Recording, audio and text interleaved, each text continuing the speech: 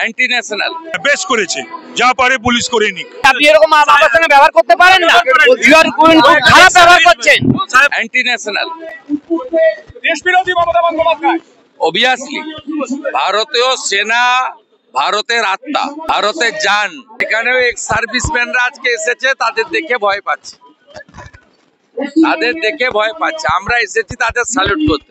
ওদের ক্ষমতাই নেই, একবার দেখুক না। দেশের একটা আইন আছে, ল অফ দ্য ল্যান্ড আছে, হাইকোর্ট আছে, সুপ্রিম কোর্ট আছে। পুলিশ যা চাইবে তাই হবে নাকি? সমস্যা হচ্ছে এই পুলিশগুলোকে ওদের সুপিরিয়র যা বলে, আর এদের সুপিরিয়রকে মমতা যা বলে। এরা তো তাবেদার, তো এরা সমস্যা হচ্ছে এরা মেরুদণ্ডটা বেঁচে দিয়েছে, স্পাইনলেস ক্রিয়েচারে পরিণত হয়েছে। পুলিশের অধিকাংশ আইপিএস এবং নন আইপিএস। এটা খুব দুর্ভাগ্যের বাংলার মানুষের কাছে।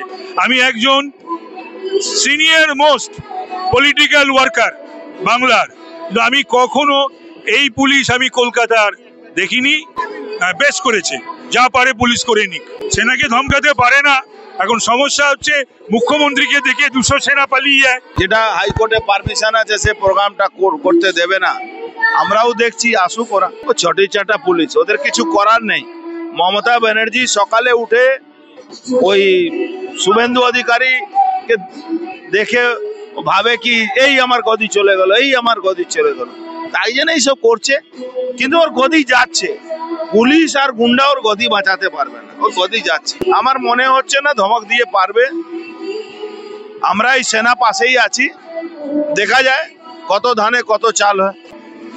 ওনারা কিছু বলতে এসছেন, ধমক দেওয়া তো সহজ নাকি? আর ধমক দিলেই ধমক শোনা হবে নাকি? লজ্জা করে না সেনাবাহিনীর লোকেদের বিজেপির লোক বলতে? আর বিজেপির লোক তো আমরা বলি সবাই, আর ভারতবর্ষের সকলে। তখন প্রধানমন্ত্রী নরেন্দ্র মোদীজি বলেন, নির্বাচনের আগে আমি দলের প্রার্থী, নির্বাচন হয়ে গেলে আমি সকলের প্রধানমন্ত্রী। এখানকার মতো তো নয়, সব তোলামূলের।